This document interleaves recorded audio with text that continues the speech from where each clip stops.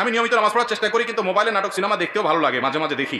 প্রশ্ন হলো, আমার নামাজ আল্লাহ তাআলা কবুল করবেন কিনা? ভাই, নামাজ হয়ে যাবে ফরজ যদি ঠিকঠাক মতো করেন, কিন্তু আপনি নামাজও পড়েন আবার নাটক সিনেমাও দেখেন, হারাম জিনিসও দেখেন, এর মানে হলো আপনার নামাজটা ঠিক মতো হচ্ছে না।